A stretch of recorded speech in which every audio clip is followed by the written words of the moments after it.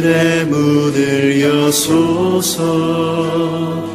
이곳을 주목하소서. 주를 향한 노래가 꺼지지 않으니 하늘을 열고 보소서. 이곳에 임재하소서. 주님을 기다립니다. 기도의 향기가 하늘에 닿으니 주여 임재하여 주소서. 이곳에 오셔서 이곳에 오셔서 이곳에 앉으소서. 이곳에서 드리는 예배를 받으소서. 주님의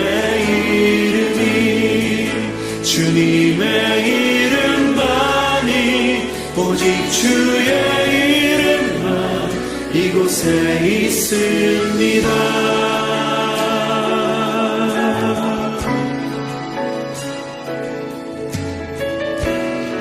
다시 한번 고백하며 나아가며 하늘의 문을 여소서. 하늘의 문을 여소서. 이곳을 주목하소서. 주를 향한 노래가 꺼지지 않으니 하늘을 열고 보소서. 이곳에 임재하소서. 주님을 기다립니다. 기도의 향기가 하늘에 닿으니 주여 임재하여 주소서. 이곳에 오셔서 이곳에 앉으소서. 이곳에서 드리는 예배를 받으소서. 주님의 이름만이 오직 주의 이름만 이곳에 이곳에 오셔서 이곳에 오셔서 이곳에 앉으소서. 이곳에서 드리는 예배를 받으소서. 주님의 이름만이 오직 주의 이름만 이곳에 있음. 이곳에 오셔서 이곳에 오셔서 이곳에 앉으소서. 이곳에서 드리는 예배를 받으소서.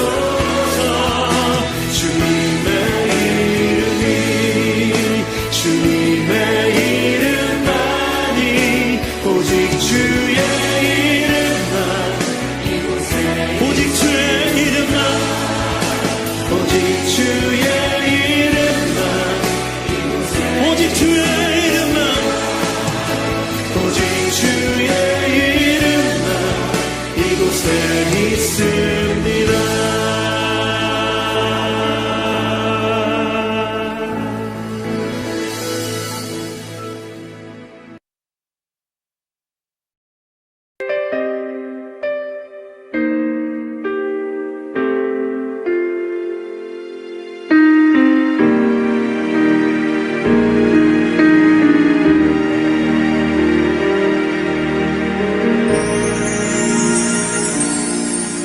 주님과 함께하는 이 고요한 시간, 주님의 보좌 앞에 내 마음을 쏟네.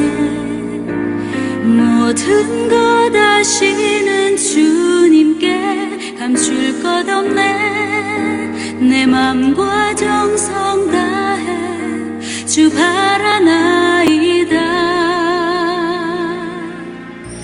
나 염려하잖아도 냈을 것 아시니 나 오직 주의 얼굴 구하게 하소서.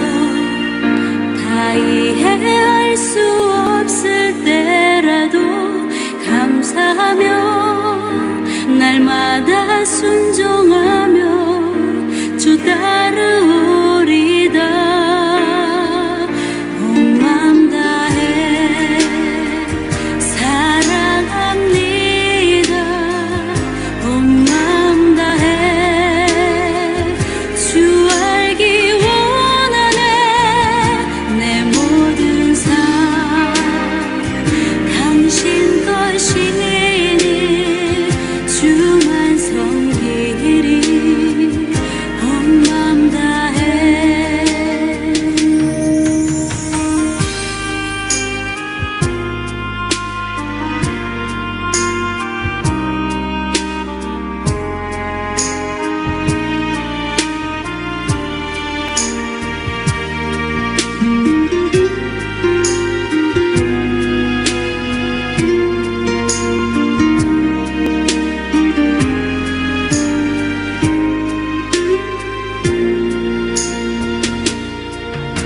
주님과 함께하는 이 고요한 시간 주님의 보좌 앞에 내 마음을 쏟네. 모든 것 아시는 주님께 감출 것 없네. 내 맘과 정성 다해 주 바라나이다. 온 맘 다해 사랑합니다.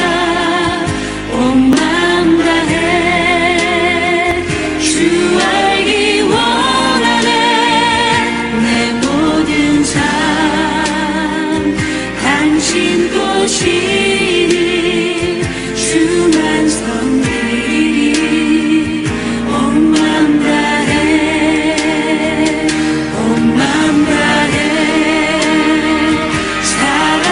사랑합니다. 온 맘 다해 주 알기 원하네. 내 모든 삶 당신 것이니 주만 섬기리. 온 맘 다해 주만 섬기리. 온 맘 다해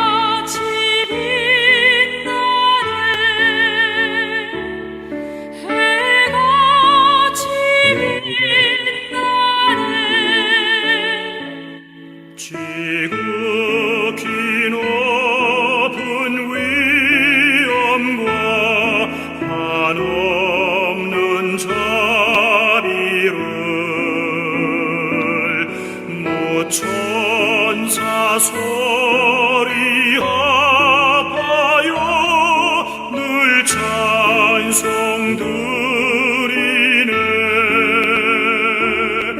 늘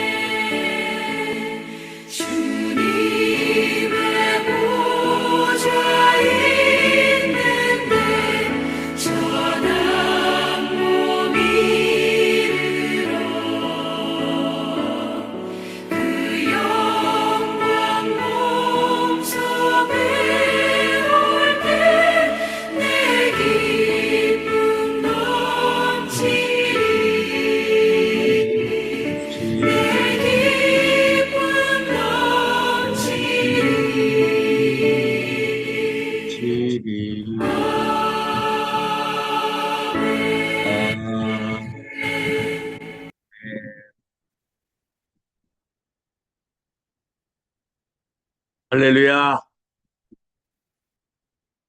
2026년 4월 9일 목요일 아침에 우리 KWMI 새벽 기도회를 존귀하신 주 예수 그리스도의 이름으로 시작하겠습니다. 묵도하시겠습니다. 예수께서 가라사대 때 나는 부활이요 생명이니 나를 믿는 자는 죽어도 살겠고 무릇 살아서 나를 믿는 자는 영원히 죽지 아니하리라. 아멘. 우리 모두를 대표해서 김은희 선교사님 기도해 주시겠습니다. 할렐루야. 빛나고 높은 보좌 위에서 세세무궁토록 우리의 찬양과 영광과 존귀를 홀로 받으시기에 합당하신 아버지 하나님, 주님의 높고 위대하심을 찬양하며 나아갑니다. 이 시간 주님 홀로 영광 받아 주시옵소서. 주님, 오늘도 주님 주시는 그 기쁨으로 인하여 우리의 영이 기뻐 뛰며 춤을 추게 하옵소서. 주님 또한 우리가 주님의 기쁨 되기를 원합니다. 오늘 한날의 삶 가운데에 또한 우리의 언행 심사 가운데에 주님 향기나는 아름다운 편지로 주님께 올려드리기를 원합니다. 주님 함께하여 주시옵소서. 주님 감사합니다. 우리 KWMI를 사랑하시고 오늘도 귀한 강사님 보내주셔서 말씀을 증거하실 텐데 저희들에게는 큰 은혜와 깨달음 있게 하시고 감동과 감화와 또한 결단의 시간 되게 하시며 강사님께는 성령의 충만함 주셔서 준비하신 말씀 잘 전하실 수 있도록 주님 함께하여 주시옵소서. 주님 감사하옵기는 우리 KWMI를 위하여 또한 우리 제5회 선교대회를 위하여 또한 24시간 기도방을 위하여 이렇게 수고하는 많은 주의 종들이 있습니다. 주님 24시간 기도의 끈을 이어가는 우리 선교사님들도 계십니다. 주님 한 사람 한 사람 모두에게 강건함 주시고 성령의 충만함 주셔서 기쁨으로 일들을 감당하기에 조금도 부족함이 없게 하시고 가정의 복을 주시고 사역의 복을 주시며 재정적으로 넉넉히 채워주시옵소서. 제5의 선교대회를 준비할 때에 지혜 주셔서 잘 감당케 하시며 필요한 모든 재정도 채우시며 주님께서 오기로 작정한 우리 선교사님들과 강사님들께 큰 불편한 일이나 어려운 일, 갑자기 큰 일들 일어나지 않게 하시고 정말 잘 준비하고 잘 오실 수 있도록 오가는 일, 모든 일과 또한 이 선교회, 5회 선교 대회를 통하여서 기도와 복음의 지경이 넓어지는 그런 선교 대회 될 수 있도록 주님 함께하여 주시옵소서. 주님 특별히 간과없기는 우리의 지체들 가운데에 또 우리의 자녀들 가운데, 우리 어린아이들 가운데에, 손주들 가운데 주님 여러 가지 질병으로 고통 중에 있는 분들이 있습니다. 주님께서 기적 같은 은혜로 저들을 건강케 하시사, 주님 회복시키시사, 저들이 남은 여생 주를 위하여 더욱 충성 봉사할 수 있는 기회를 다시 한번 허락하여 주시옵소서. 특별히 복음을 위하여 고통당하며 박해와 핍박과 또한 이렇게 억류되어 있는 우리 선교사님들 있습니다. 주님 특별히 오시영 목사님 가석방 대상이라고 하셨는데 하나님 속히 석방시켜 주셔서 정말 마음껏 주님을 위하여 충성 봉사하게 하시며 그동안 이렇게 육신의 여러 가지 질병들이 회복되는 놀라운 역사가 함께하여 주시옵소서. 주님 오늘도 세계 흩어진 우리 자녀들 오늘도 주의 길 가게 하시고 어느 곳에 있든지 주님 지키시며 저들에게 영력과 실력과 능력을 더하시사 우리보다 더 큰 믿음 주셔서 앞으로 오고 오는 세대 가운데 믿음 전수 잘할 수 있도록 주님 함께하여 주시옵소서. 우리 조국 대한민국을 위하여 기도합니다.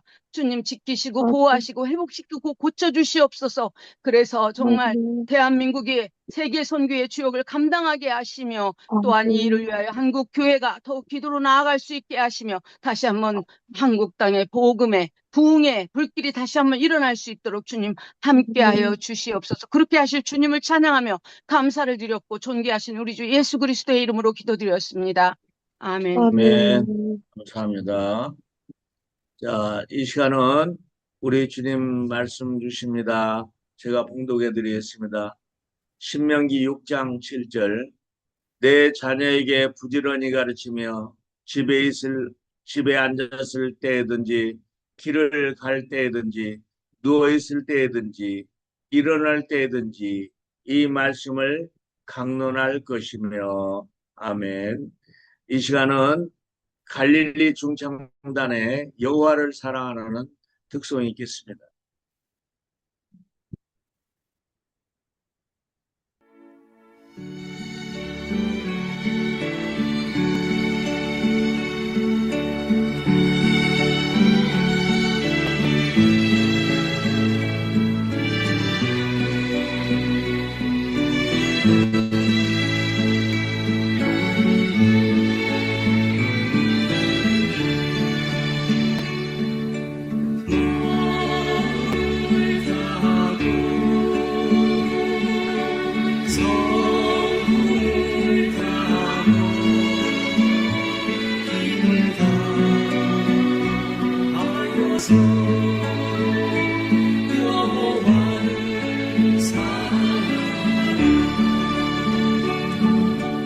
내게 준 계명은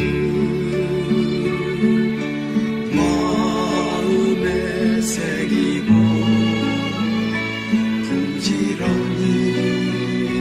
부지런히 이웃에게 전하여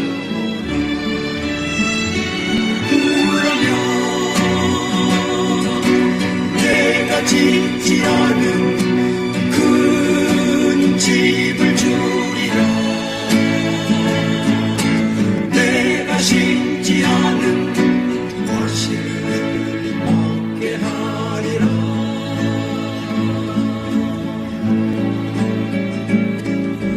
그러나 한 가지 잊지는 말아라. 죄인들 우리를 구원하신 여호와를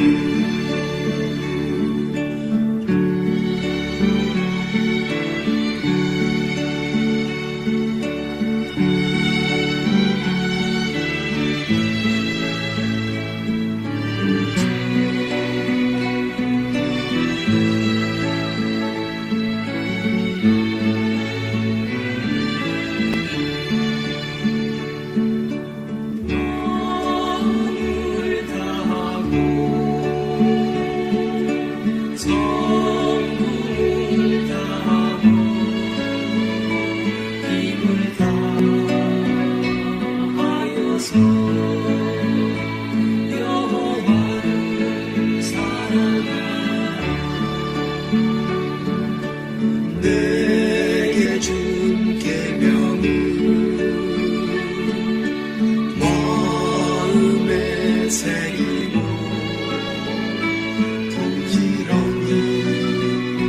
부지런히 이웃에게 전하여 그러면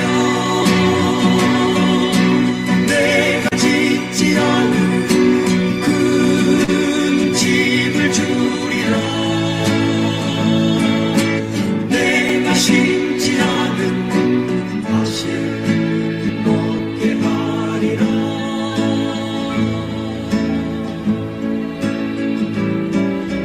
그러나 한 가지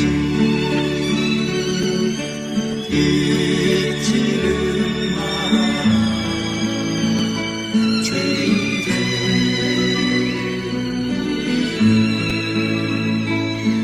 구원하신 여호와를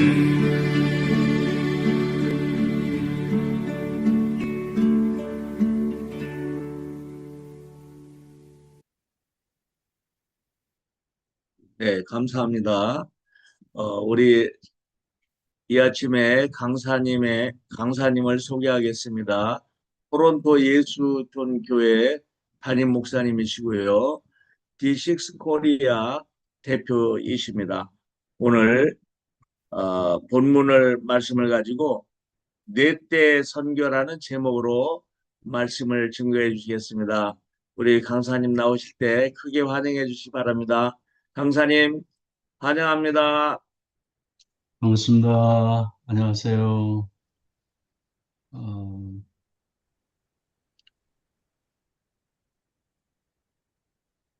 우리 사랑하는 KWMI 선교 동역자 모든 분들, 그리고 오늘 이 새벽 하나님 앞에 나온 우리 모두에게 주님의 평강이 함께하길 축복합니다. 저는 캐나다에 온 지가 지금 잠깐 제 소개를 하고 말씀으로 들어가겠습니다. 제가 캐나다에 온 지 25년이 이제 지났습니다. 사반세기라고 할 수 있는데, 뭐 또 선교지에 계신 분들도 마찬가지고, 곳곳에서 우리가 시간을 지날 때 보면 지나온 시간들을 생각하면 참 빨리 가는 것 같습니다. 아이들 자란 걸 봐야 내가 나이 먹은 것을 느낄 수가 있고, 여기 토론토에서 제가 목회하면서, 이제 토론토라는 뜻이 만남의 광장이거든요. 정말 만남의 광장인 것 같습니다. 다인종이 아마 전 세계에서 제일 많은 도시가 토론토인 걸로 제가 알고 있습니다. 그래서 여기도 제가 이민 목회를 하고 있지만 여전히 선교지라고 생각합니다. 그냥 생각하면 캐나다가 선진국이니까 그렇게 선교지가 아니라고 생각할 수 있을지 모르지만 와서 막상 목회하면서 보니까 캐나다는 기독교하고 아주 거리가 멀어져 있습니다. 오히려 기독교 핍박 국가라고 할 정도로 어, 그 동성애가 많이 미국에서 동성애 핍박으로 이쪽으로 난민으로 해서 올 정도이니까 캐나다가 굉장히 개방적이고, 그리고 또 교회가 문을 닫는 교회들이 지금 많이 나오고 있고, 현재 우리 교회도 어, 그 스페니시 교회인데 그 교회가 문을 닫은 그 건물을 우리가 지금 여기 사용하고 있거든요. 어, 그리고 또 이번에 저희들 노회에서도 어, 그 RCA인데 언더우드 선교사 파송한 그 총회거든요. 근데 언더우드 선교사 파송한 총회가 맞나 싶을, 교단이 맞나 싶을 정도로 참 오히려 우리가 역선교를 해야 되는 그런 입장이고 상황인 것 같습니다. 그 이번 달 말에 교회 하나가 또 클로즈하게 돼서 마지막 예배가 또 광고로 올라왔더라고요. 그런 아픈 현실들이 또 곳곳마다 또 제가 있는 이곳에까지도 계속 있는 걸 보면 여전히 우리 선교사님들은 어, 참 복음을 위해서 헌신하고 있다는 것 자체만 생각해도 개인적으로 굉장히 존경스럽고 감사함을 드립니다. 오늘 우리가 붙드는 말씀은 신명기 6장 7절입니다. 이 말씀 많이 알려진 구절입니다. 자녀 교육을 이야기할 때나 또 가정 예배를 말할 때도 또 신앙 전수를 나눌 때도 또 가정의 달 뭐 부모 교육이나 세미나 할 때 가장 인기 있는 그런 자주 읽는 말씀이죠. 그런데 오늘 저는 이 말씀을 세계 선교의 자리에서 다시 읽고 싶습니다. 처음 들으면 이게 좀 뭐할 수도 있습니다. 집에 앉았을 때, 길을 갈 때든지, 앉았을 때든지, 누웠을 때든지, 일어날 때든지. 이 말씀은 너무나도 평범하고 너무 일상적이기 때문에 그렇습니다.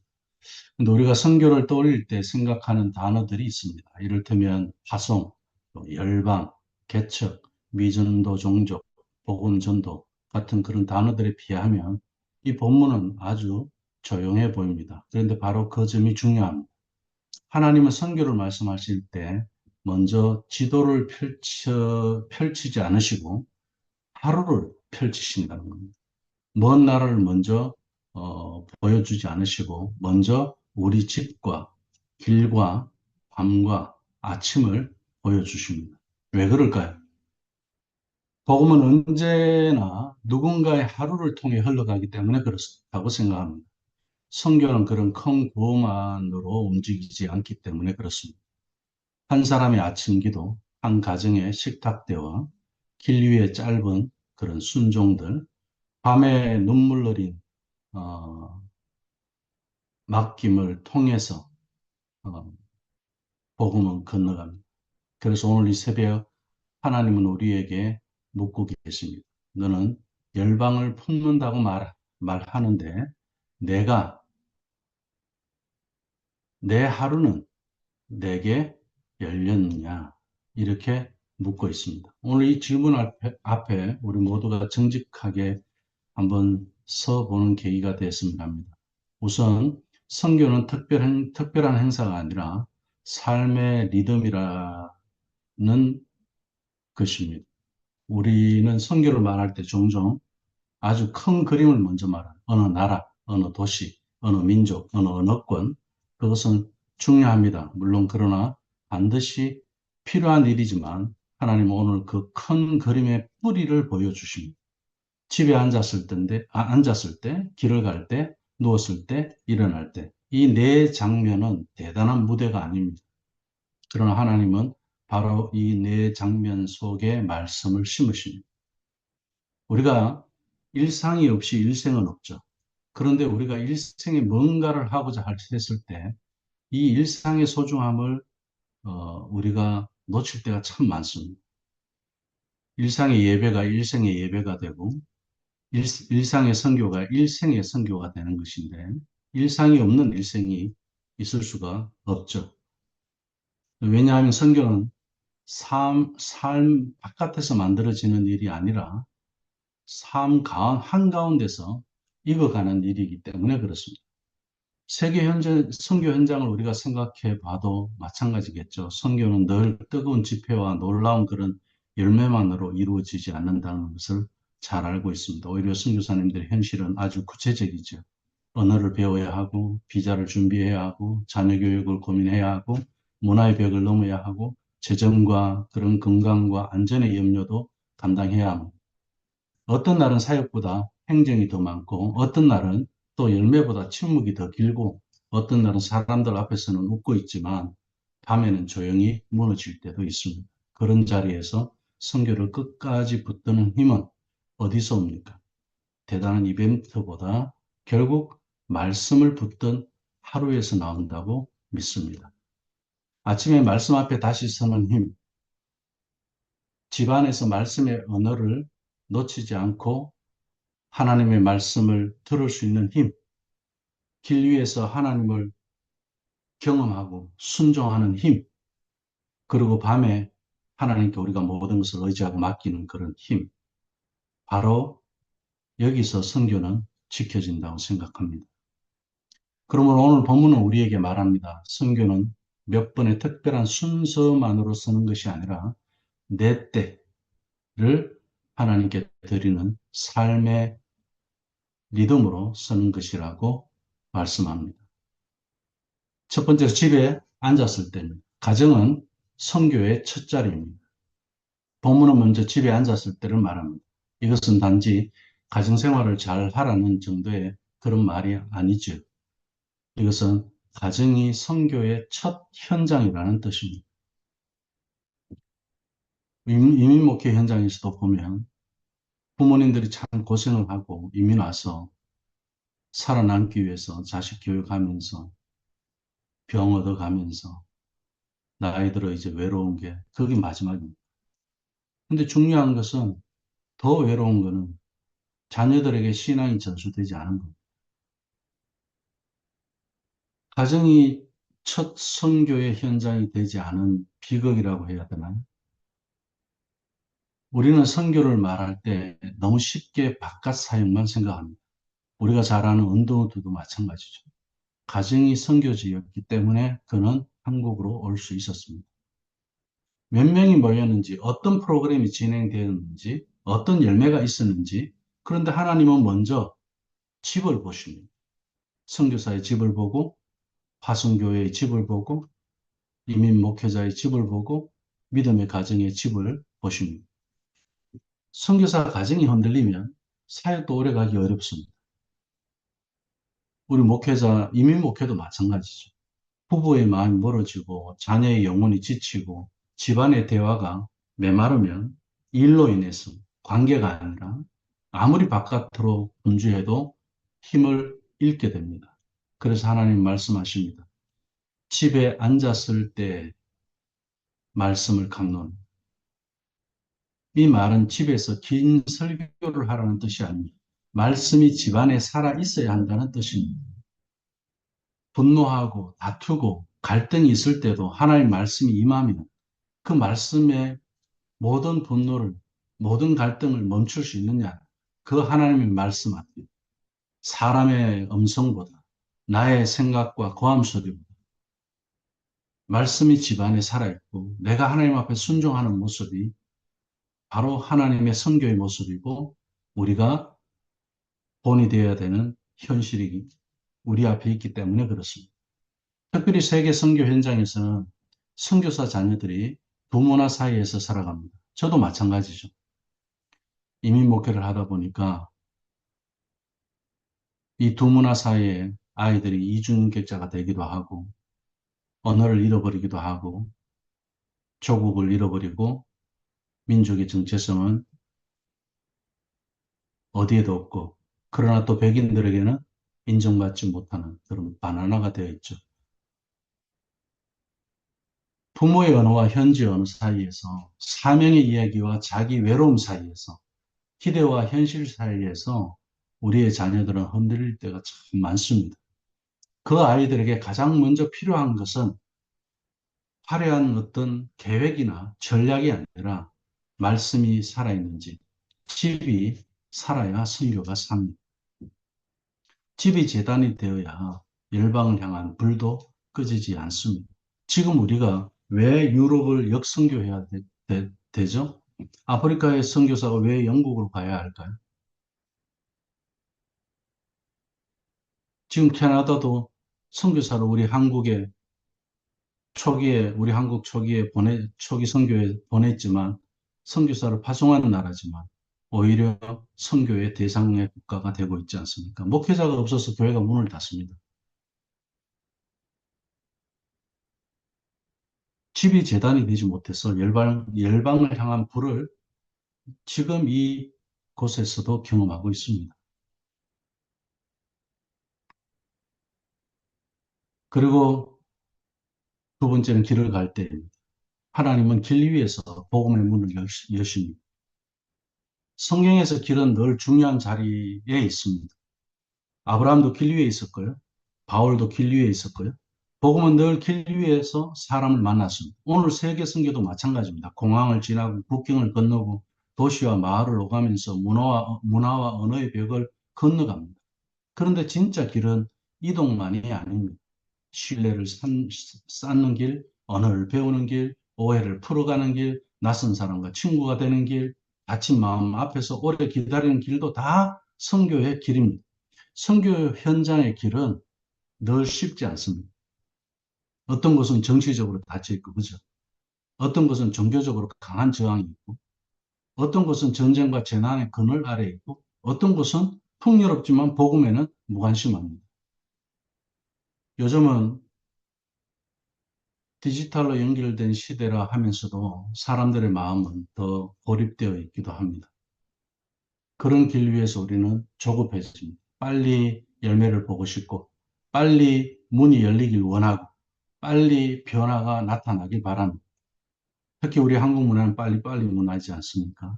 기다려주지 않습니다. 그런데 하나님은 길 위에서 우리에게 다른 것을 가르치십니다. 길 위의 선교는 결과를 움켜쥐는 그런 일이 아니라 하나님의 인도를 읽는 그런 길입니다. 어느 학교에서 만난 한 사람, 비자 문제로 연결된 한 사람, 자녀 학교를 통해서 이어진 이웃, 의외의 자리에서 열린 그런 어떤 한 대화, 하나님은 길 위에서 문을 여십니다. 그러므로 길을 갈 때의 선교는 내가 어디까지 갔는가 보다 하나님이 지금 어디로 이끄시는가를 묻는 것입니다. 복음은 때로 총알처럼 날아가지 않습니다. 씨앗처럼 떨어져서 오래 스며드는 거라고 생각합니다. 그래서 길 위의 선교는 빨리보다는 분별, 성과보다는 동행, 말하기보다는 듣기가 중요합니다.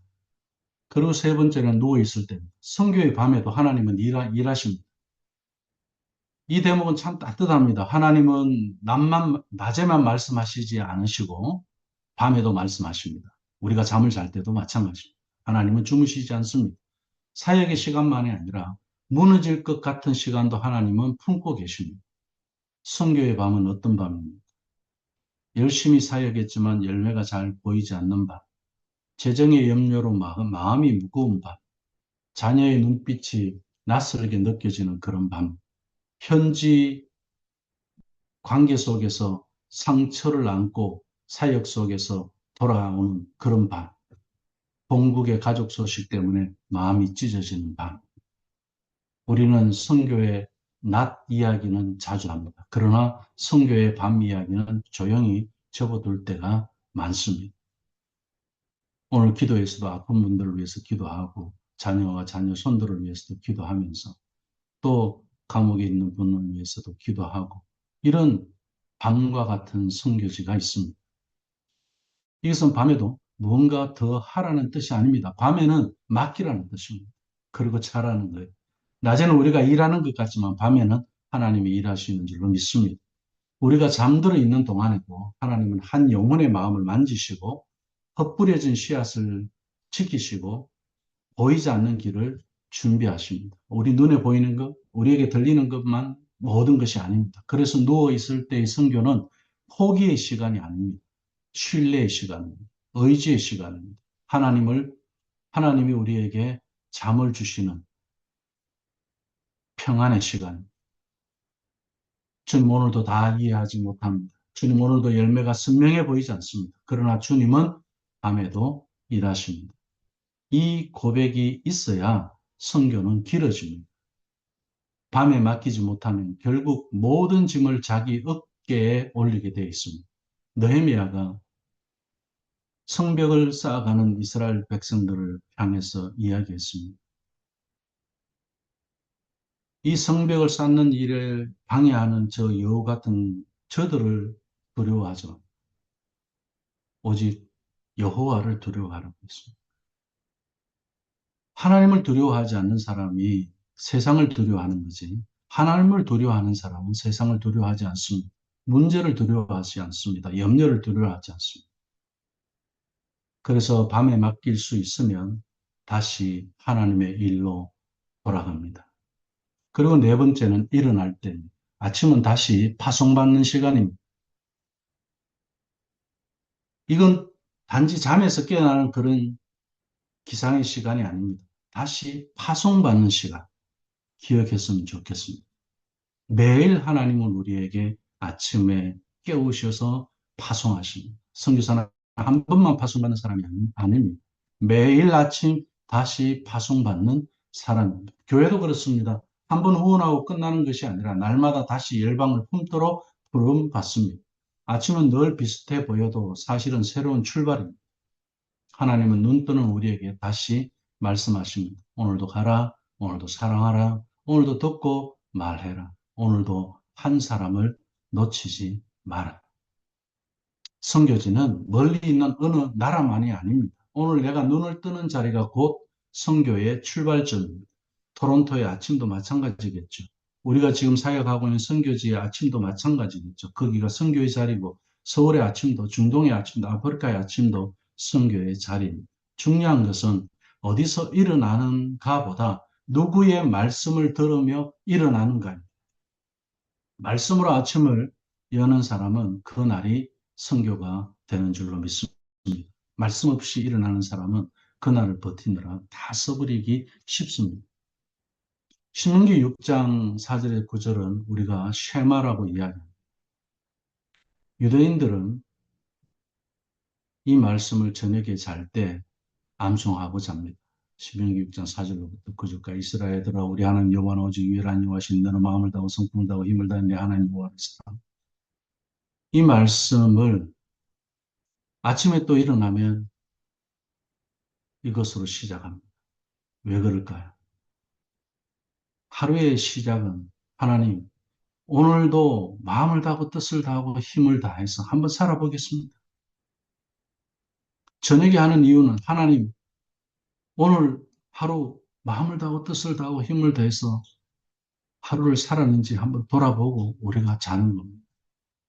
그래서 신명기의 이 쉐마는 아침을 여는 시간이고 저녁 하루를 마감하는 시간이라고 그렇게 이야기해요. 하나님의 시간 안에서의 거룩을 이야기할 때 사용합니다. 이들은 어릴 때부터 이렇게 매일 대때를 통해서 그들의 삶을 마음을 다하고 뜻을 다하고 힘을 다하여 살아냅니다. 어느 날 라비가 묻습니다.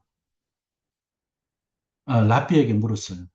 결혼하는 한 청년이 라비님, 제가 결혼을 하고 밤에 이제 첫날 밤에 이걸 신명기 6장 4절의 9절의 말씀을 첫날 밤에 해야 됩니까? 말아야 됩니까? 그 라비가 안 해도 된다 그랬습니다. 그 신혼여행 여행을 다녀온 그 청년에게 라비가 다시 물었습니다. 첫날 밤에 어떻게 됐냐고.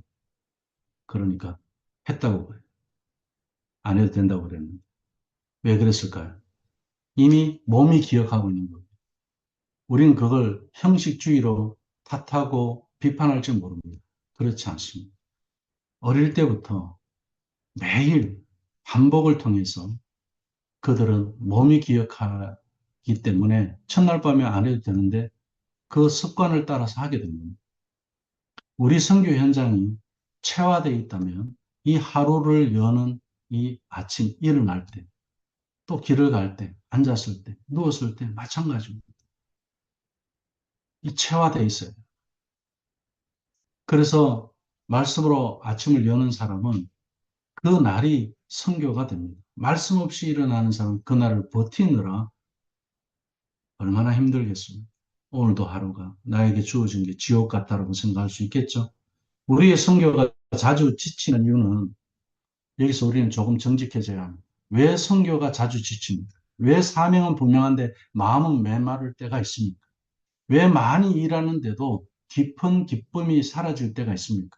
물론 여러 이유가 있습니다. 문화 충돌도 있고 재정 문제도 있고 구조적인 한계도 있고 관계의 상처도 있습니다. 그런데 오늘 본문은 더 근본적인 질문을 던집니다. 혹시 우리의 내 때가 하나님께 묶여 있지 않기 때문은 아닐까요?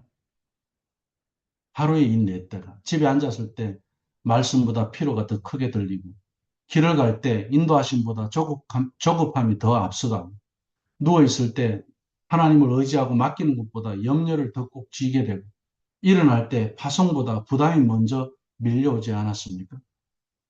선교의 위기는 언제나 현장의 조건만으로 설명되지 않습니다. 많은 경우 선교의 위기는 하루가 하나님에게서 끊어질 때 시작됩니다. 그래서 오늘은 우리를 몰아붙이는 그런 자리가 아닙니다. 오늘 이 새벽은 우리의 하루를 다시 하나님께 묶어주는 자리가 되었으면 합니다. 주님, 우리 집을 다시 주께 묶어주십시오. 우리 길을 다시 주께 묶어주십시오. 우리 밤을 다시 주께 묶어주십시오. 그리고 우리 아침을 다시 파송의 시간으로 바꾸어 주십시오. 예수님은 내 때를 사신 선교의 주님이십니다. 이제 복음으로 가야 합니다. 신명기 6장 7절 말씀은 부담만 주는 것만 그런 말씀이 아닙니다. 이 말씀은 결국 예수님 안에서 완성되었습니다. 예수님도 집에서도 말씀하셨고 말씀을 사셨고 길 위에서도 사람을 만나셨고 밤에도 기도하셨고 아침에도 하나님 앞에 서셨습니다. 선교는 예수님과 함께 하루를 사는 것입니다. 주님은 선교사의 집에도 들어오십니다. 길 위에 두려움에도 동행하십니다. 밤에 눈물에도 함께 계십니다. 아침의 떨림 속에서도 다시 말씀하십니다. 그리고 십자가와 부활로 우리에게 새 길을 여셨습니다. 그래서 우리는 정죄 속에 머물지 않습니다. 복음 안에서 다시 시작할 수 있습니다.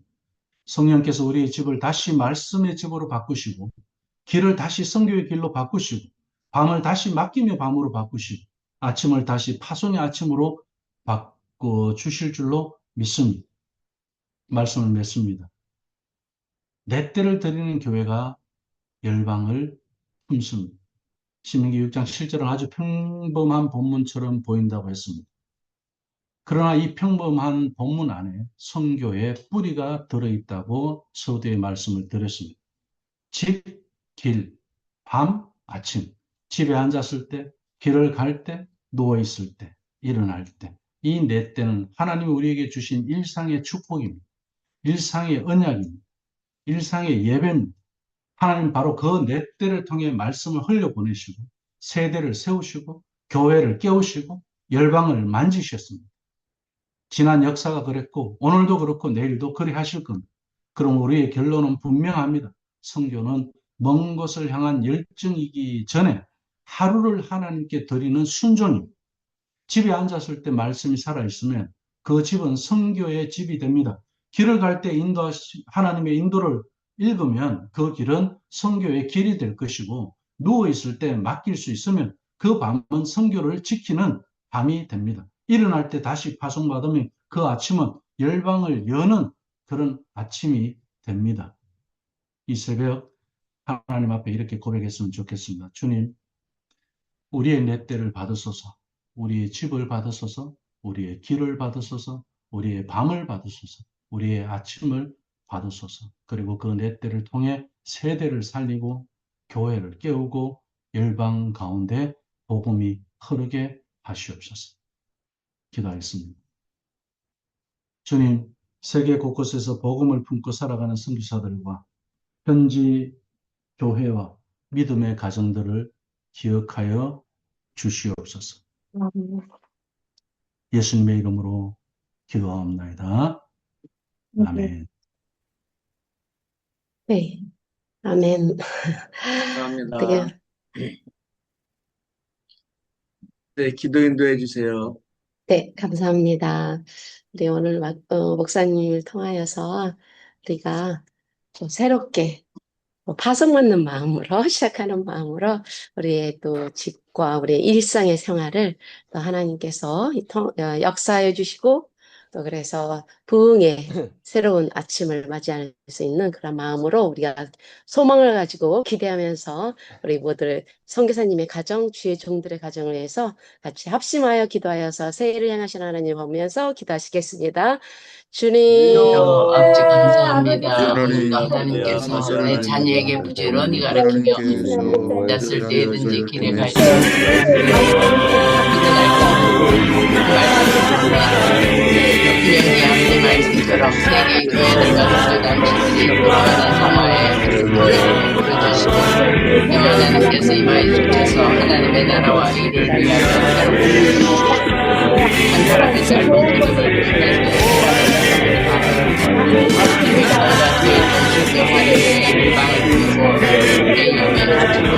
예배 가운데 있어진다는 것을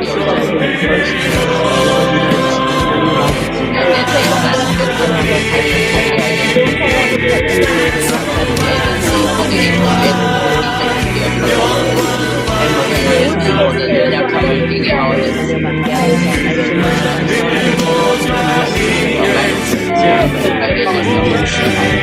인하여 우리 모두의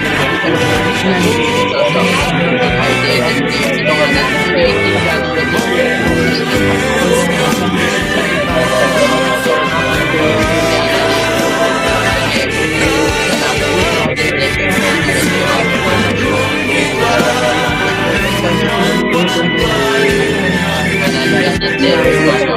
하나님의 말씀을 잘 완성하는 하나님의 말씀이 내 안에 살아오시고 그리고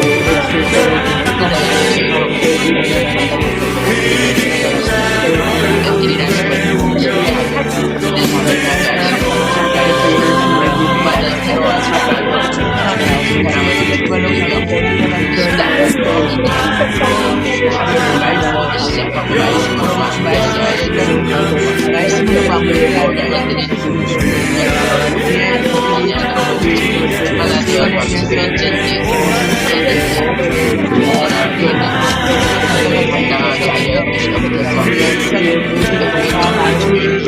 건강하게 하여 주시옵소서.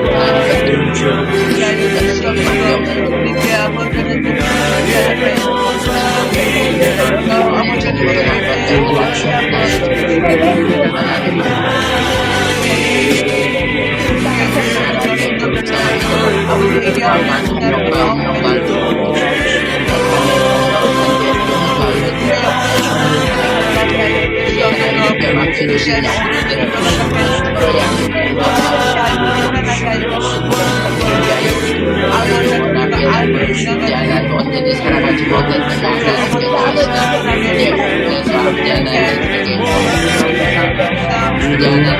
두려움 가운데서도 우리 하나님 확보하며 우리 하나님 아버지 하나님 그 모든 동물 가운데서도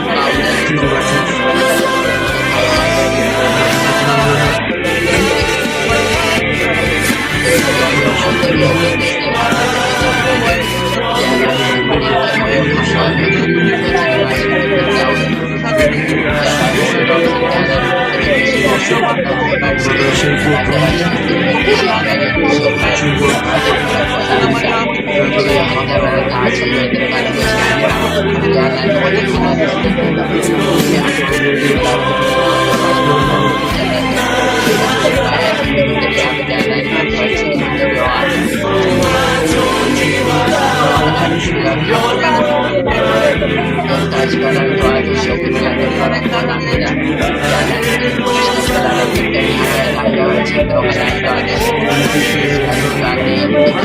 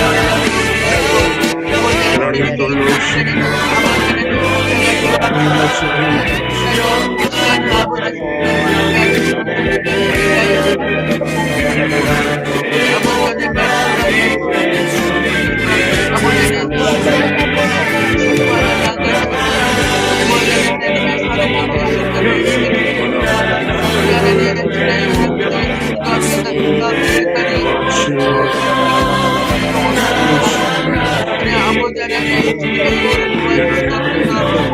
증거하여 주시옵고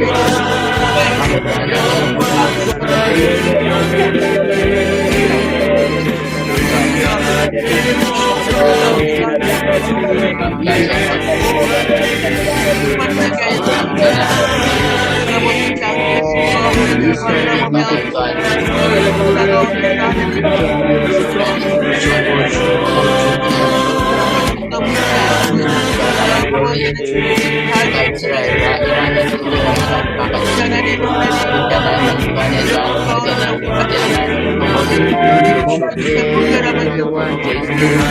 바라보나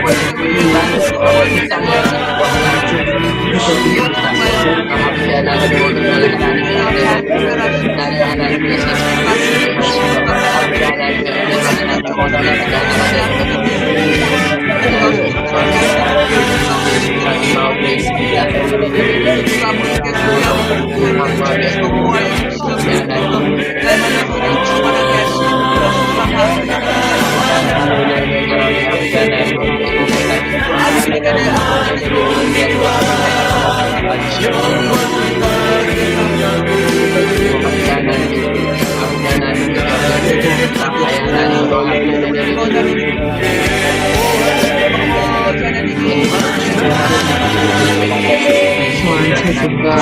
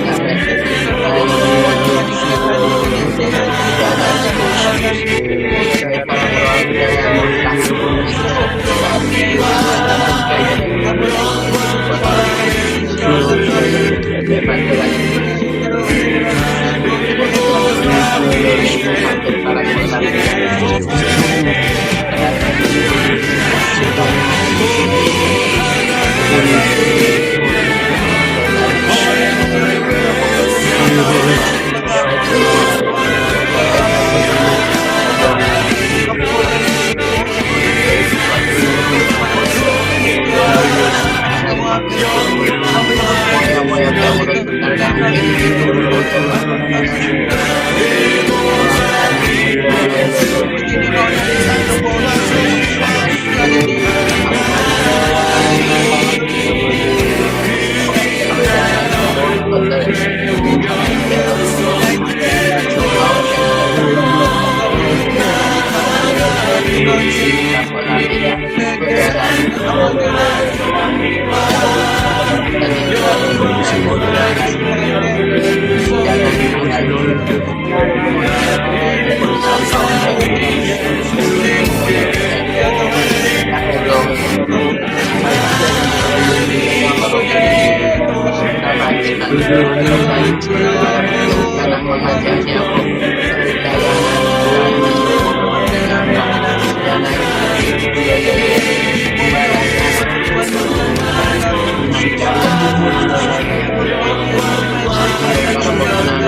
이제 하나님의 사랑으로 하나님의 뜻을 이루게 주옵소서. 하나님은 하나님의 선을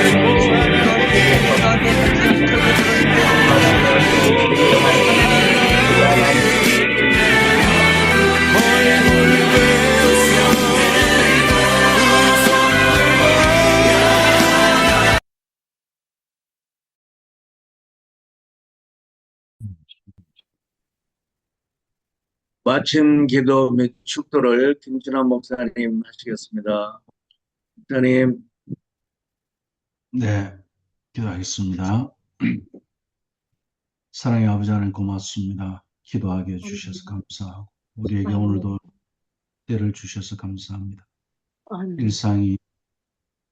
일상의 선교가 일생의 선교가 되기까지 내 때의 선교를 통해서 하나님께도 영광이고 우리 선교사님들에게도 영광이고 우리 후손들에게도 선교의 현지와 모든 에도 영광이 되게 하여 주시옵소서.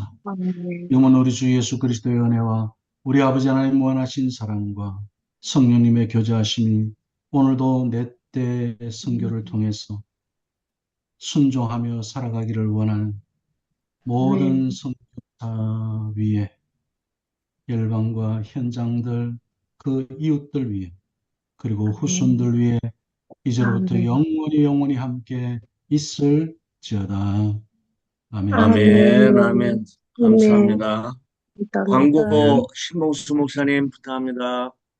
강구하기 전에 우리 표하겠습니다. 성령 안에서 하나 되어 열방으로. 데보라 유 우리 선교사님 목소리가 제일 큽니다. 우리 강구 요거 저거 염부선 목사님이 아닌데 건쳐 주시고요. 오늘 은혜의 말씀을 전해주신 우리 김진환 목사님 깊은 감사를 드립니다.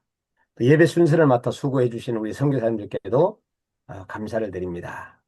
한 분도 빠짐없이 사회 기도할 때 꼭 6시 40분까지 오셔서 마이크 테스트 해주시면 감사하겠습니다. 내일은 사회 임향숙 선교사님, 기도는 오승종 교수님께서 맡아 주시고요. 이분은 사역별 소위원회로 모이겠습니다. 네, 3번, 4번은 5번까지는 참고해 주시기를 바라고요. 6번을 봐주시기 바랍니다. 2026년에서 27년 KWMI 총회가 4월 24일 금요일 예배 후에 가지게 되겠습니다. 여러분 기도해 주시기를 바랍니다. 7번째, 한국어를 통하여 세계 언어를 배운다 세미나를 가지는데요. 강사님이 이정일 목사님이십니다. 일시는 5월 26일에서 28일, 장소는 ALDR 센터가 되겠습니다. 교재만 구입하시고 세미나에 참석하시면 되겠습니다. 신청 마감은 4월 10일 금요일이 되겠습니다. 내일입니다. 8번 제5회 세계선교대회 참가 신청이 계속되고 있습니다. 부부까지 합치면은 한 200여 명이 되고요. 이제 또 이분 안에 여러분들이 가입을 아마 등록을 다 하시려면은 나중에 등록 이후에 또 여러분들이 아쉬운 소리 안 하시기를 바라고요. 빨리 등록하시기를 바랍니다. 영상 보여주시겠습니다.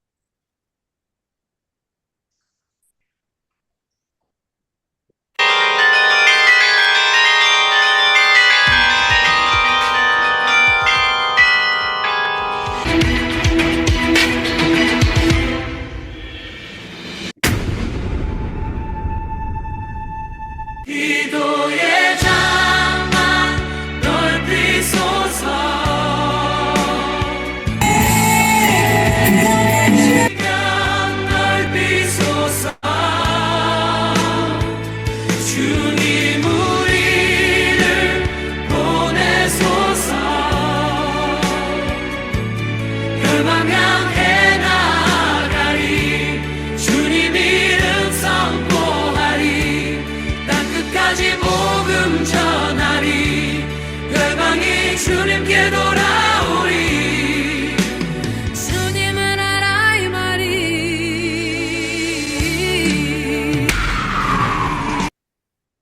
네, 홍보분과위원회 감사를 드립니다. 오늘은 네, 김치남 목사님께서 말씀을 전해 주셨고요. 내일은 박명일 목사님, 저녁에는 조정한 목사님께서 말씀을 전해 주시겠습니다. 목요일 오늘은 북아메리카 대륙 선교 기도회에 언제든지 여러분들이 자유롭게 들어오셔서 기도하시고 자유롭게 나가시면 되겠습니다. 서기원 선교사님께 마이크를 넘깁니다. 네, 안녕하세요. 대단을 맡은 서기원 선교사입니다. 오늘 김천원 목사님 너무 귀한 말씀으로 우리에게 귀한 선교 현장을 다시 한번 돌아보게 하시고 너무 감사드립니다. 우리 대담을 진행하기 전에 우리 에, 목사님께서 우리 성사님께 인사해 주심으로 대담을 시작하겠습니다. 네, 제가 성사님께 인사해 주세요. 네. 이 그냥 저도 춤이 익숙하지가 않아갖고 이렇게 비대면을 해서 하니까 어색하기도 하고 그런데 얼굴을 가까이서 뵙지 못하는 것은 항상 저희들의 아쉬움인 것 같습니다. 그래도 이렇게 뵙게 돼서 너무 반갑고 또 설교할 수 있는 또 말씀을 함께 나눌 수 있는 그런 또 귀한 자리를 열어주신 우리 KWMI 세계선교회하고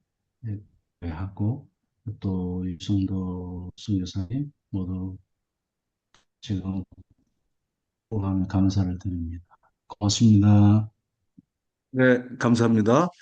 우리 성사님들께서 우리 목사님께 인사를 드리거나 질문할 거 있으시면은 또 손을 들어 표시해 주시거나 채팅방에 남겨 주시면 같이 인사 나누도록 하겠습니다. 네, 지금 인사 표시하기 전에 우리 목사님 오늘 또 귀한 말씀을 전해주셨는데 제 목사님을 이렇게 대담을 맡았기 때문에 저 이렇게 유튜브를 찾아보니까 목사님 특별히 사역의 그 특징이 D6 그 사역을 먼저 좀 한번 설명해 주시면 감사하겠습니다. 네, 신명기 6장 오늘 이제 제가 설교본 6장 7절을 말씀지만 T6는 두드로미 The Six. 그래서 신명기 6장의 말씀에서 이제 신명기 6장 4절에 9절의 말씀에 부모가 자녀를 부지런히 가르치는 거기에서 그 하나님의 교육 명령, 교육 선교 명령이 그 신명기 6장을 중심으로 해서 전수와 전파를 하는, 전수는 자손으로 가고 수직으로, 전파는 이웃으로, 열방으로 그 사역을 이제 사역으로 이제 그 섬기고 있는데 이 D6는 한국에는 지금 10년 전에 시작이 되면서 7년 전부터 D6 컨퍼런스가 한국에서 계속되고 있고요. 매해.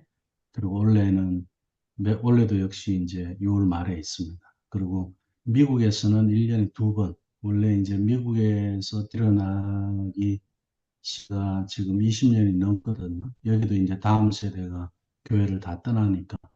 그래서 이제 다음 세대를 다시 돌아오게 하기 위해서 부모를 제자로 양육하는 세대 간 제자, 가정 제자 훈련에 맞춰서 하는 그 뮤브먼트가 미국에 있습니다. 거기하고 저희들이 협력해서 한국에 이제 한국에도 지금 뭐 가난한 성도들이 많이 있고 그리고 또 그런 지가 오래됐지 않습니까? 그래서 지금 그 미국과 함께 지금 한국에 이 사역을 함께 하고 있습니다. 네, 아주 귀한 사역을 함께 활발하게 진행하셔서 미주 대륙만이 아니라 한국 교회도 큰 영향을 주으신 것 같습니다. 근데 이 운동이 좀 잠깐 말씀해 주셨지만은 시작된 그 동기와 그다음에 이것을 우리 목사님은 먼저 캐나다나 교회에서 먼저 실시해 보시면서 어떤 변화가 있었는지 열매 그런 부분을 좀 설명해 주시면 감사하겠습니다. 네, 저희는 이제 교회가 24년 전에 시작이 됐습니다. 어, 그때 처음 시작됐을 때부터 부모가 자녀를 제자 삼는 그 모토에서 지금까지 왔고, 그리고 지금도 이제 교회 아이들이 끊이지 않고 계속 어, 아이를 낳는 이제 그런 일들이 계속 있습니다. 그 어떤 경우냐면 새로운 교인보다도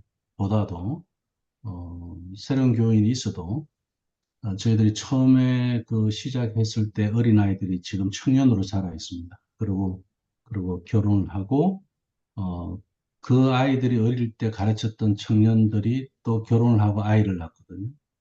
그래서 그 아이들 누가 가르치냐면은 이 아이들을 낳은 부모가 가르쳤던 그 아이들이 자란 청년이 되어서 지금 가르치고 있습니다. 교회가 지금 20년이 넘다 보니까 그 신앙 전수가 되니까 청년들도 교회를 떠나지 않고 세대가 자연스럽게 이어져 가고 있고, 그리고 부모가 자녀를 제자 삼는 가정에서의 일상, 이 넷들을 매일매일 묵상으로 아이들과 앉았을 때, 길을 갈 때, 누웠을 때, 일어날 때, 뭐 저녁에 잠잘 때 축복해주고, 아침에 학교 갈 때도 축복해주고, 아버지를 제사장으로 세워서 이제 가정에서 예배가 끊이지 않게 하고, 그 이제 우리 목회자단 주일만 목회를 집중적으로 하지 않습니까?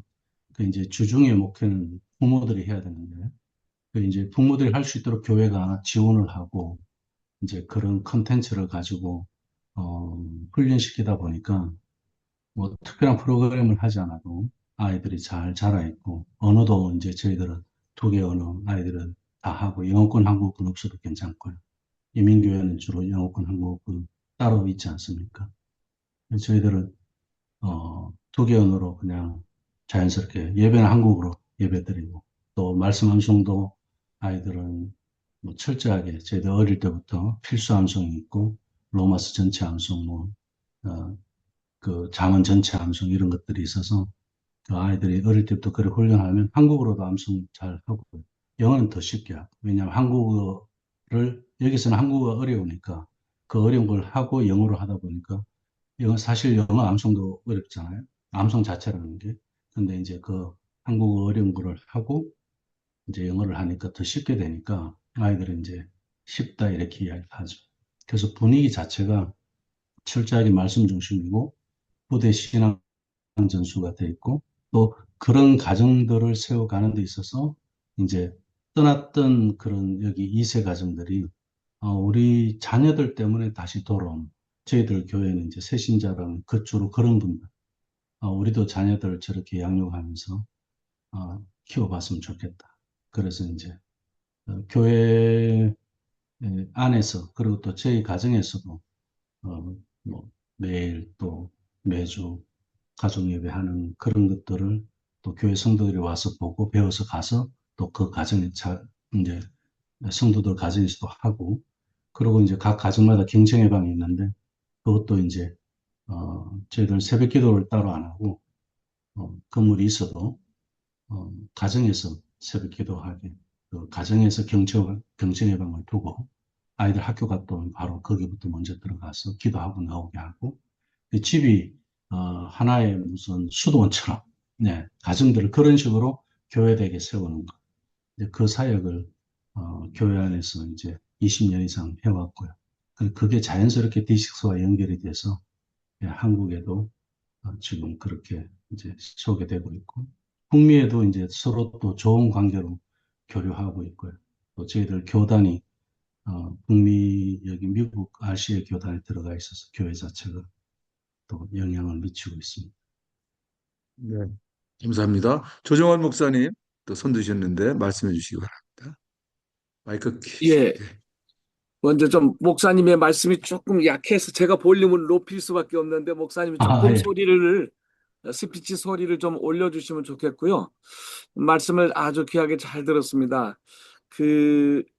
지금 코로나 기간 동안에 부흥하고 성장하는 교회들이 셀 교회, 제자 훈련을 소그룹 하는 그런 교회들이 많이 성장이 되고 또 발전이 됐더라고요.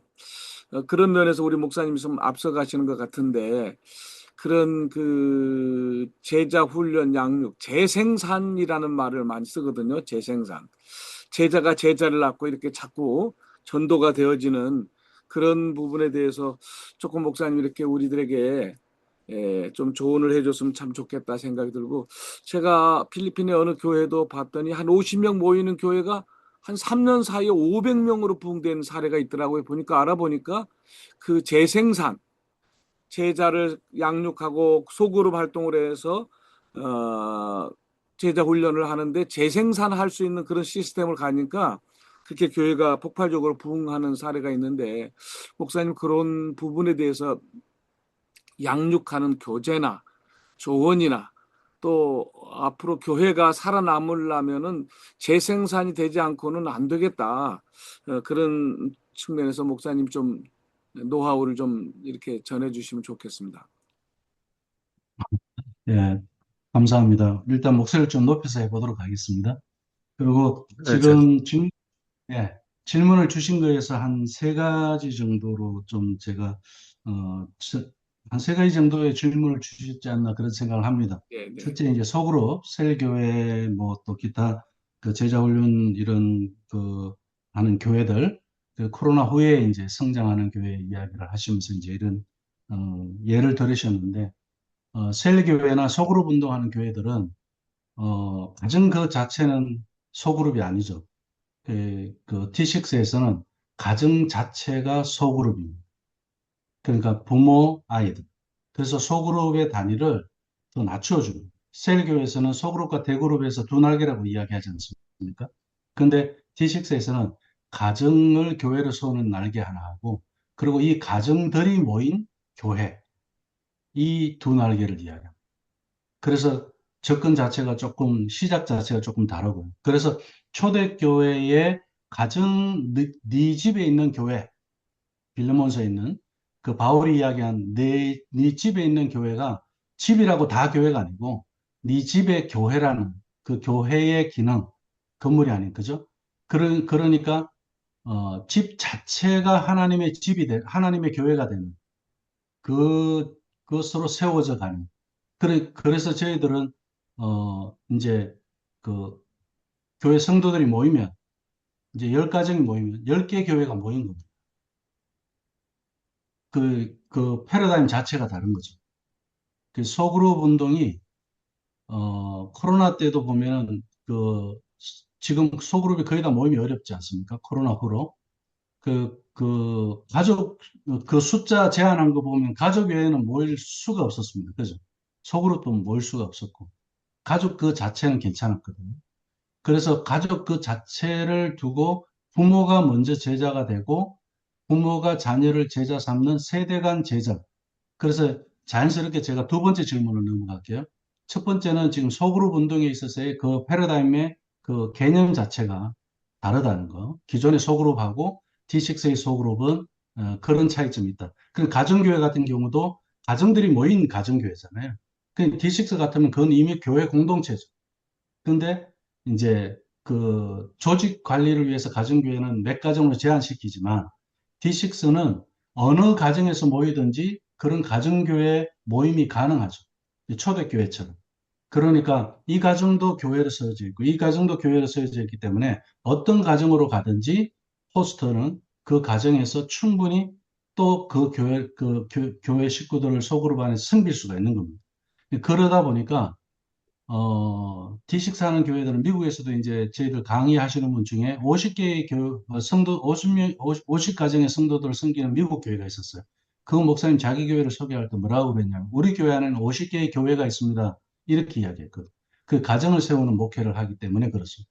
그런 데서 이제 차이점이 있는데, 자연스럽게 세대 간 제자 훈련을 가지고 이제 아까 그 제자 세우는 부분, 재생산 이야기를 하셨는데, 일단은 재생산을 하려면은 건강해야 되지 않습니까? 그죠? 그럼 우리가 자녀를 낳는 것은 부모가 돼봐야 자녀를 낳는 거지. 부모가 아닌 아이들한테 아이를 낳으라고 할 수는 없지 않습니까?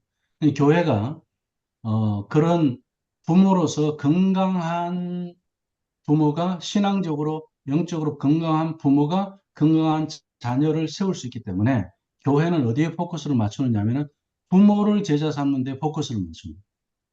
그래서 그 오카노 목사님도 그 가정 어, 아버지 오카남이라는 그 책을 쓴 옥승호 아들이 쓴 그 책에 보면 85쪽에 그런 이야기 나오거든요. 미완성 가정예배가 나와요. 오카노 목사님도 가정예배를 못했습니다. 그 가정 소그룹을 못하신 거예요. 그래서 결국 자녀 제자 삼는 걸 못하셨어요. 제자훈련의 거장이 한국교회 제자훈련의 거장 되시는 분이 자기 자녀는 제자를 못 삼았습니다. 그 성경은 아브라함이 이삭과 야곱 이렇게 자녀를 제자 삼는, 그래서 3대가 같이 제자 삼는, 이걸 세대간 제자 훈련이라고 해요. D6에서는. 그 뭐냐면은 3대가 제자 훈련이 되면 영원히 간다는 거예요. 아멘. 그래서 그 신앙의 대가, 그래서 아브라함이 이삭이 또 야곱을, 여기에는 이삭이, 아브라함이 죽고 나면 아브라함은 야곱까지 제자 삼아 놓고 가는 겁니다. 그러다 보니까 이삭은 또 아브라함의 역할을 하게 되죠. 아버지가 하고. 그럼 그 다음에 야곱은 이삭이 되는 거고, 또 그 다음에 손자가 야곱이 돼서. 이 세대간 제자훈련. 그러니까 제자훈련이라는 이름 자체가 이것도 패러다임이 다른 겁니다. 그냥 제자훈련이 아니고 세대간 제자훈련. 그래서 세대간 부흥이라고 이야기합니다. 그 부흥, D6에서는 부흥을 어떤 사건이나 어떤 숫자로 이야기하지 않습니다. 내 때가 지속되는 가정을 세대 간 부흥이 있는 가정이라고 그렇게 이야기합니다. 아까 이제 필리핀에서 어떤 50명의 그런 교회가 500명이 되는 이런 케이스는 많지 않습니다. 그죠? 그런 교회, 모든 교회가 다 그렇게 안 돼요. 특히 지금 시대는 잘 사는 나라는 선진국은 오히려 50명이 5명이 되는 꼴이 되어 있는데요. 지금 우리는 무엇을 봐야 되느냐면 50명이 500명 되는 교회도 봐야 되겠지만 부모가 자녀를 제자 삼는 그 자녀가 제자 돼 봤기 때문에 제자를 낳을 수 있는 겁니다. 우리는 지금 이제 목사님께서 질문하신 그 재생산이라는 이야기가 건강하면 낫게 돼 있는 거예요. 그런데 건강하지 않은데 마른 걸레 짜듯이 짠다고 해서 거기에 물이 나오느냐. 그래서 교회는 만약에 옥하는 목사님이 사랑의 교회 목회를 하실 때 부모를 제자 삼았다면 그냥 제자 훈련하지 말고 부모를 제자 삼아서 네 새끼 네가 제자 삼으라 그렇게 훈련시켰다면 지금 사랑의 교회는 어떻게 돼 있을까? 그리고 우리 후대들은 어떻게 돼? 한국교회 제자 훈련의 그 바람은 어떻게 바뀌었을까요? 그걸 이제 질문하고 싶고요. 이제 그 재생산에 대한 부분은 그렇게 말씀을 드리고요. 이제 양육 교재 툴에 대한 거는 저는 이제 주신 말씀에서 이제 이렇게 세 가지 질문으로 구분을 해봤습니다. 마지막으로 양육 교재 툴은 우린 자료의 문제가 아니고 관계의 문제라고 생각합니다. 어떻게 이어주느냐. 지금 교재는 좋은 거 너무 많잖아요. 가정예배 교재, 오카라 목사님 그 아들이 쓰는 미완성 가정예배, 거기도 보면 아버지가 가정예배 책 좋은 거 구해놓고 이제 우리가 가지고 한번 해보자. 그 제자훈련의 대가인 목사님도 가정예배 책을 좋은 걸 하나 사갖고 그렇게 한 거예요. 근데 그거 있다고 예배 드려지지 않은 거예요. 그래서 아버지가 그걸 못하니까 또 제자훈련 코스에 가정예배 그 이야기 나오니까 또 내 집에 해봐야 되잖아. 그럼 그때가 돼가 아버지가 또 하려고 해요. 그럼 아버지가 뭐라고 이야기하냐면 시간과 장소가, 장소는 집이니까 시간이 문제다. 그래서 못하니까 가능한 시간을 우리가 한번 만들어 보자 그랬습니다. 그럼 가능한 시간이 언제냐면 수요일 밤입니다. 수요일 저녁 예배 끝나고는 바로 집으로 오고 신방이 거의 뭐 특별한 비상신방이 아니면 안 잡히니까. 그래갖고 다들 수요 예배 마치고 집에 돌아와서 가정 예배 할 준비를 하고 있었어요. 근데 그것도 가정 예배를 못 드렸다는 거예요. 왜? 아버지는 들어오자마자 넥타이도 풀지 않고 침대로 가서 그냥 누워버리시다. 그 이야기가 그 85쪽에 나와 있습니다. 미완성 가정 예배. 이게 우리 현실이거든요. 그 목사도 마찬가지고 저도 마찬가지고 내가 내 새끼 자녀 제자 안 삼으면서 제가 왜 하나님 앞에 회개를 하고 이 D6 이걸 하게 됐느냐면 교회에서 많은 부모, 자녀들, 아이들 축복 다 했는데 진작 내 제일 가까이 있는 내 새끼, 내 아내에게는 안 했더라고. 못했어요.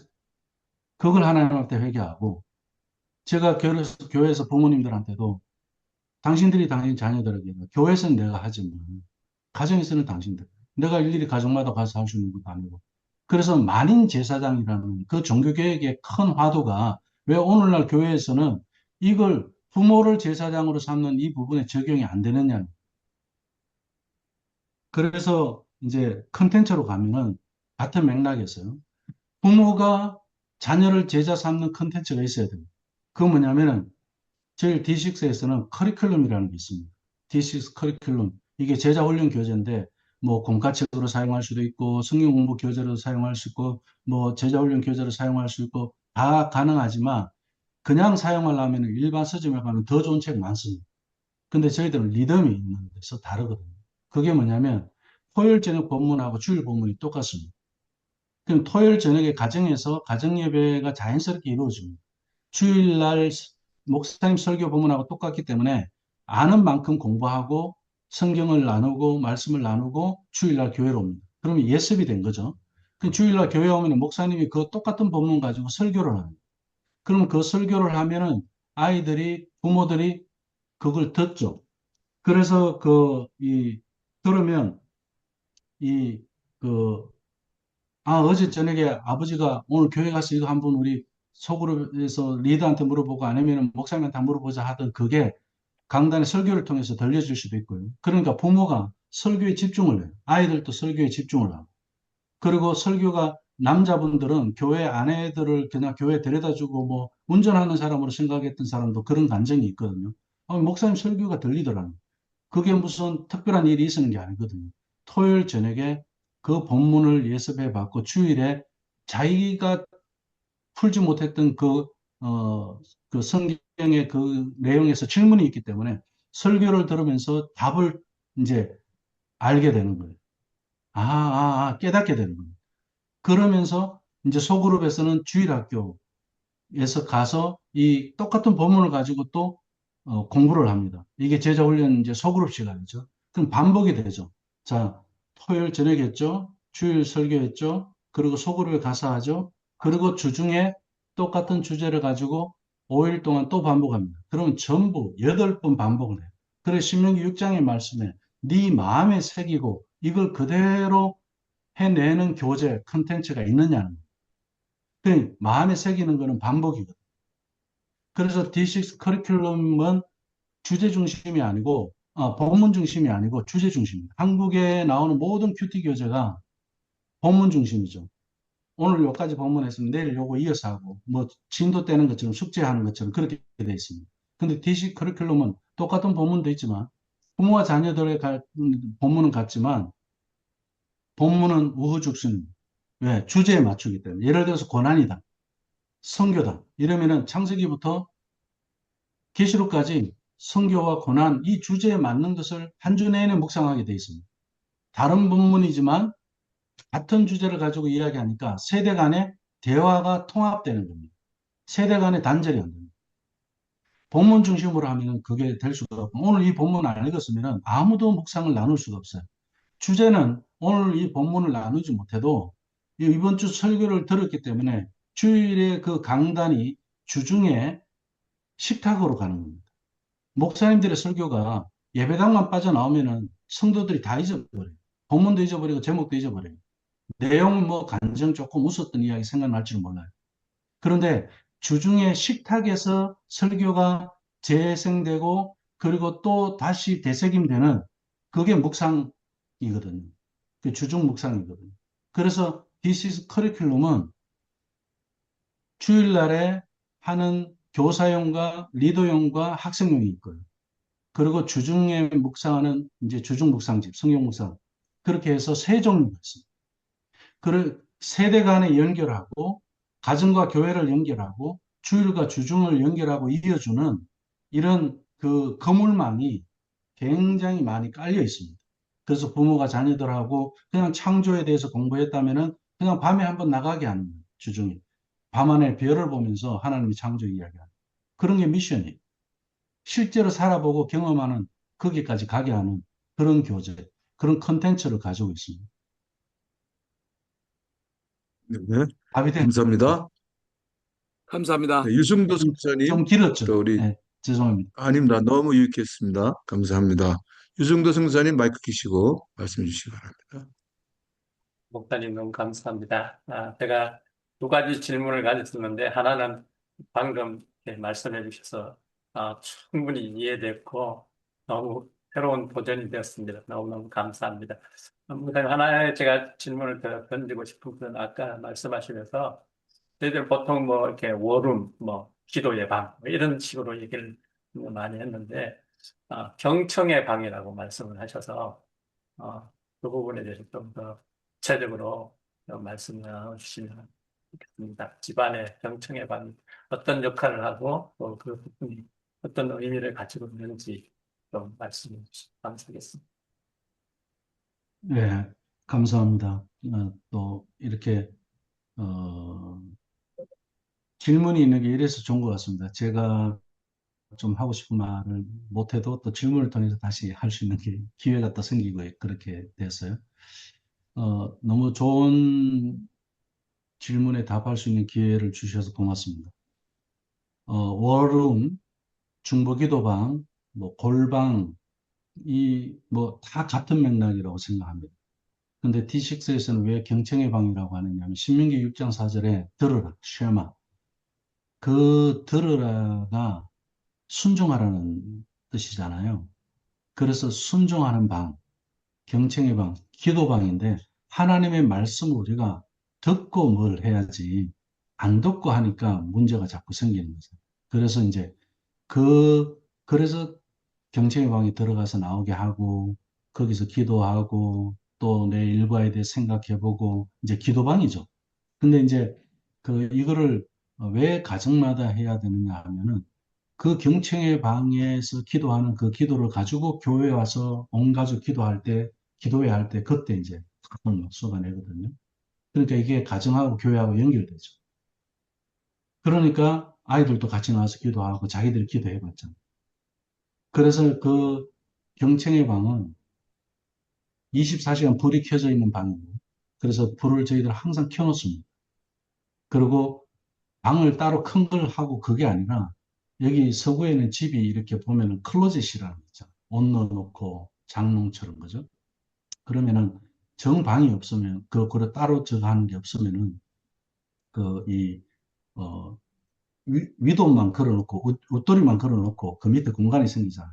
거기 가서 무릎 꿇고 방석 하나 깔아놓고 기도해도 되고, 그리고 또 어떤 집은 아예 그쪽에 옷을 안 넣고 거기에 의자도 해놓고 이 옆으로 해갖고 그 아예 묵상집도 갖다 놓고 아예 거기서 묵상도 하고 기도도 하는 그런 분도 있고, 또 어떤 집에는 가면 교회 성도들 사진을 다 붙여갖고 또 기도 제목들 그런 거 이런 중보 기도 제목들 그런 거 붙여놓고 앉아갖고 그것 쭉 보면서 그냥 기도하고 뭐 그런 집도 있고, 그리고 또 어떤 아이들은 하나님한테 편지 쓰는 거 그런 거 이렇게 함 만들어갖고 휴지통 우리 티슈 뽑는 것처럼 있잖아요. 그러니까 굉장히 다양한 거를 보게 되더라고요. 가정마다 신방을 해보면, 그래서 이제 저는 이사를 해도 집을 사든지 또 입주를 하든 이사 예배를 하든 경청의 방을 제일 먼저 하라 그러고 경청의 방을 안 하면 신방을 안 간다 그러거든요. 그래 가면 제일 먼저 어디를 제가 구경하느냐면 경청의 방을 가서 합니다. 근데 이제 또 경청의 방이라는 이 팻말, 저희는 보통 교회 팻말을 많이 이렇게 그 입구에 붙이잖아요. 저희는 그건 안 하고 집안에 경청의 방, 예, 그거를 이제 민수기 14장 28절에 하나 나한테 들려준 대로 내가 너희들에게 해주겠다. 원망하는 대로 내가 응답해주고, 그죠? 순종하는 대로. 그 말씀을 밑에 넣고, 이렇게 나무로 아주 영구적으로 갈 수 있도록 그걸 경제망에 이렇게 붙여놓고. 그래, 이제 가정마다 나름대로 작은 것도 있고요. 또 좀 큰 데도 있고, 뭐, 아예 공간이 없는 원베드에 사는 그런 분들은 제가 문 열고 들어가는데 깜짝 놀랐습니다. 그 입구에 우리 보통 집에 이렇게 벽에 뭐 이렇게 액자 달아놓잖아요. 그것처럼 그 경청의 방 팻말을 거기다 붙여놨더라고요. 그래서 저게 왜 저기 붙었냐고. 그 밑에가 기도하는 자리인 거예요. 그냥 거실에 그거 붙어 있는 그 밑에. 그리고 또 어떤 집은 들어가면서 신발 벗는 그 바로 옆에 또 보여요. 그리고 들어오자마자 기도해야 된다고. 뭐 다양하게 하더라고요. 그래서 각 가정마다 기도의 방이 있도록 이제 하기 위해서 저희들이 이제 신명기 6장과 연결해서 그, 그, 그 하는 데서 이제 경청의 방이라는 이름이 나온 거지. 뭐 골방이라고 하든 그죠? 예, 워룸이라고 하든 뭐 다 괜찮다고 생각합니다. 감사합니다. 설명이 됐습니까? 감사합니다. 네. 네. 목사님, 우리 대담 시간이 8시 반까지로 약속돼 아, 있거든요. 그래서 예, 예, 예. 이제 시간이 다 된 것 같습니다. 네, 그래서 감사합니다. 우리 뭐 너무 시간이 짧고 굉장히 계속 앞으로도 오셔서 귀한 말씀을 들으시면 감사하겠습니다. 마무리하면서 한 가지 또 이렇게 좀 질문을 싶은 것은 어, 목사님이 계속 교회와 가정을 두 개가 이제 참 이게 강조를 하셨는데 우리가 많이 교회 같은 가정, 가정과 같은 교회 이렇게 나름대로 교회에서 목회하는 선교할 때 표현을 잡습니다. 근데 그 역할이 잘 되기 위해서는 이게 균형이 잡혀야 되겠는데 교회와 가정. 근데 아까 말씀하셨던 것도 이스라엘 백성들이 했던 수직으로 가리키는 양육만이 아니라 예수님 하실 때 온 족속으로 가라는 수평적 선교. 이것이 한쪽을 치우치지 않고 균형을 잡아야 되겠는데 이 균형 잡는 것은 교회가 해야 되지 않겠는가 생각할 때 어떻게 하면 이 균형이 잘 잡혔을까? 교회와 가정, 그다음에 수평 선교와 수직 선교가 정말 균형 잡혀서 잘 되기 위해서는 교회가 어떻게 했으면 좋겠다는 것을 우리 목사님 한번 좀 말씀해 주시면 감사하겠습니다. 네, 감사합니다. 교회와 가정은 여기서 우리가 밸런스를 얘기하면 지금은 교회가 많이 이렇게 그 우리가 주로 이야기하면 다 교회 중심 모든 게 집중되어 있죠. 선교는 이제 우리가 전수와 전파를 두고 이야기한다면 수직 선교, 이 자녀 이거하고 수평 선교를 이야기하는 열방 수평 선교, 그런 수평 선교가 또 이렇게 있고 수직 선교는 또 많이 약화되어 있는 게 현실이죠. 그 지금 너무 좋으신 말씀을 하셨다고 생각합니다. 저희들은 이 두 가지를 다 놓치면 안 되기 때문에 이 밸런스를 맞추기 위해서 교회가 지나치게 이게 중심이 되어 있으면 교회가 가정을 지원하는 데서 부모를 제자로 삼는 일로 해서 가정을 소외하거나 부모를 소외하는 일이 없도록 이제 교회가 이제 주중의 목회를 부모에게 위임하는 이제 그런 역할들이 이제 좀 있어야 될 것 같고요.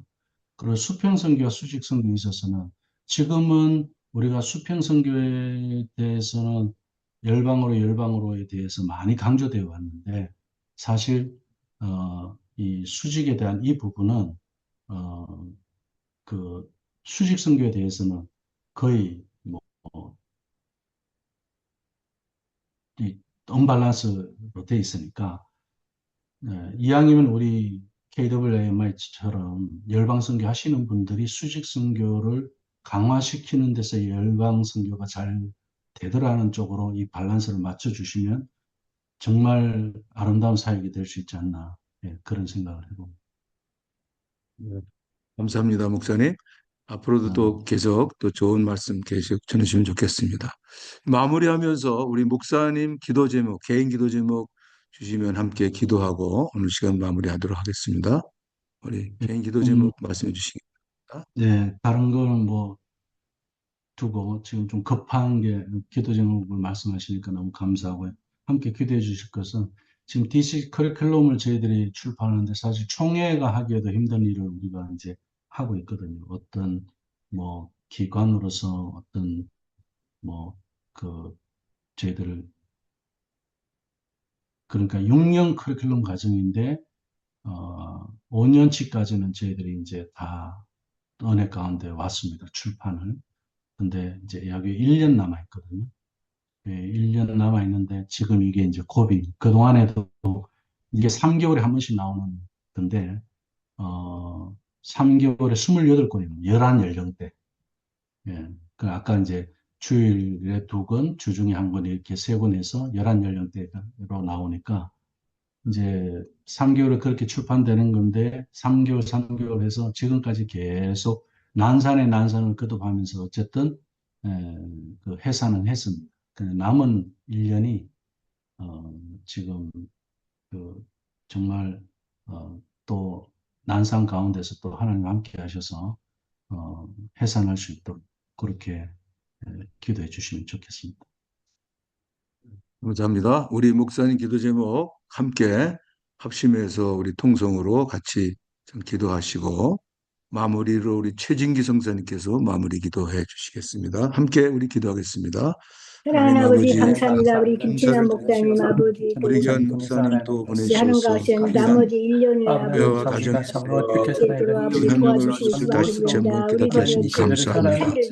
인생을 감당하신 말씀하시다. 하나님 아버지 그 일이 나머지 일들을 잘 사역이나 아버지 비실수 해나가실 사역에 수 하나님 있도록 하나님 능력 축복하셔서 주시고 지혜를 주시고 많은 교회들을 건강하게 세우고 축복해 가정을 또 바르게 세워가는 귀한 무엇보다도 역사를 아름답게 건강도 해주시고 하나님 가정도 축복해 하나님 주시고 아버지 귀한 아버지 또 하시는 교제를 모든 사업을 우리 주님 임마누엘 발견하시고 함께 하소서 아버지 잘 인도하시니 인도하여 주소서 감사합니다. 아버지 감사합니다. 하나님 아버지 아버지 마음을 위에 가지고 모든 위에 축복하셔서 찬양과 하나님 영광을 열매를 드리는 주시고 하나님 하나님이 축복해 축복하시고 주시면서 간절히 이 기도하면서 연장을 외치옵소서. 통해서 하시면서 많은 사람들, 감사하게 많은 되시다 가정들, 아버지. 많은 교회들 아버지 감사합니다. 하시는 우리 교회와 하나님 가정으로 아버지 변화되는 놀라운 인도하여 역사가 주옵소서. 있도록 친구를 성사님께서 인도하여 주시옵소서. 그신 은혜로 함께 하시고 나오옵소서. 감사하며 예수 그리스도 이름으로 기도합니다. 아멘. 하나님 아버지, 오늘 이 새벽에 이 김친환 목사님을 저에게 보내주셔서 저희들의 부끄러운 부분, 드러내지 못하는 그런 부분을 아주 명확하게 말씀해 주셔서 감사드립니다. 주님, 저희들의 가정을 소홀히 했습니다. 자녀들을 제자 삼는 것을 잘 하지를 못하는 경우가 너무 많았습니다. 불쌍히 여겨주시고 이제부터라도 또 목사님의 가르침이 또 저희 선교사님들 개개인의 삶에서 변화를 일으키는 귀한 계기가 되도록 인도해 주시옵소서. 그리하여 열방으로 나아가는 그런 선교가 부모가 제자를 삼는 그런 과정을 통해서 그것이 더 튼튼하게 이루어질 때 열방 선교가 더욱더 잘 되더라고 하는 것을 실제로 보여줄 수 있는 KWMI가 되기를 원하신다는 목사님의 소원이 또한 그대로 이루어지기를 주님 역사에 주시옵소서. 김친환 목사님을 더욱 귀하게 사용하여 주시고 이제 비식적 교제 6년 치 중에 마지막 1년치를 지금 또 만들어야 될 그런 큰 과제를 안고 계십니다. 주님께서 지금까지 인도해 주신 것처럼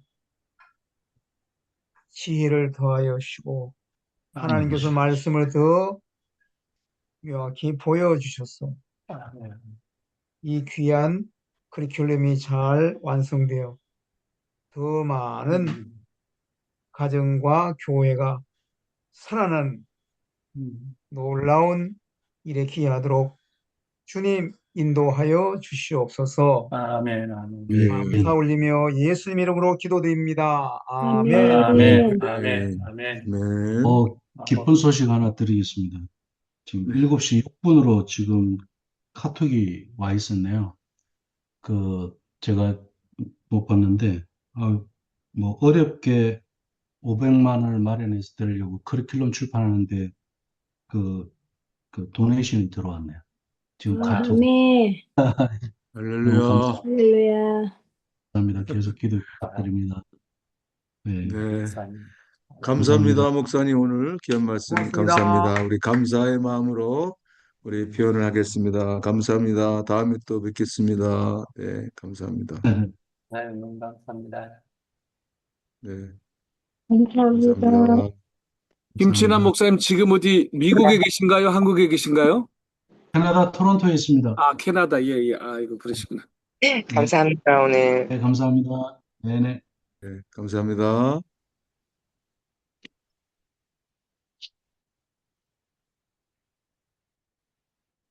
캐나다 토론토 한번 가보고 싶은데, 하세요. 캐나다는 무비자로 들어갈 수 있는 것 같은데 한번 가서 좀 뵀으면 좋겠는데. 가시기도